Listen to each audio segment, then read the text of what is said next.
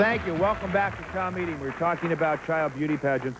Colleen Bell runs the Bell Modeling and Talent Agency. You, and as I said this before, you've seen the great parents. You've seen the loving, caring, nurturing, and you have seen the parents that slap their kids to get them to cry for a commercial. I've seen it all. I have a good background as far as I'm a mom. I've had my children in pageants at one point. When they were young, it was me doing it, and then when they got older, they decided not to, so we took them out.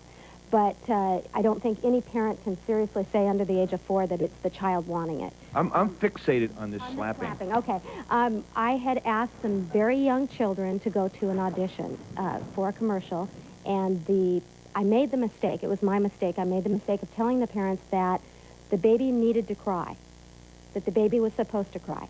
And I didn't think that anybody would take that they needed to help the baby cry.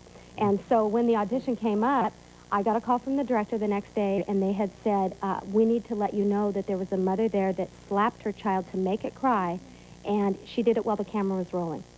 It was pretty amazing. And needless to say, that child is not in the industry due to me letting her out. How old was the child? Under a year. See, this is the stuff that everybody goes, well, that's it. No, but wait. It's not, look, in California, there is a rule, it's called the 16-day rule. Infants can't work until they're 16 days old, okay? But Hollywood wants to simulate live births. So what Hollywood does is go out and find 8-week premature babies who then turn 16 days from their birth date.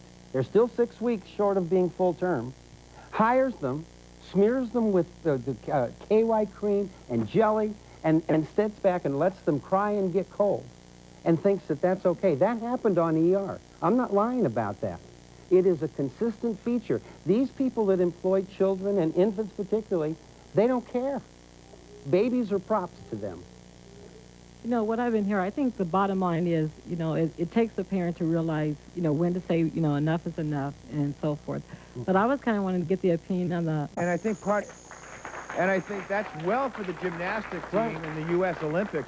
But what about the little leagues and the school teams? Of course. Let's deal with all this. One of the threads that we have woven throughout this program that we need to address: no rules, no laws, no regulations, ungoverned. Trust. Trust may not work. We'll be back and talk about it.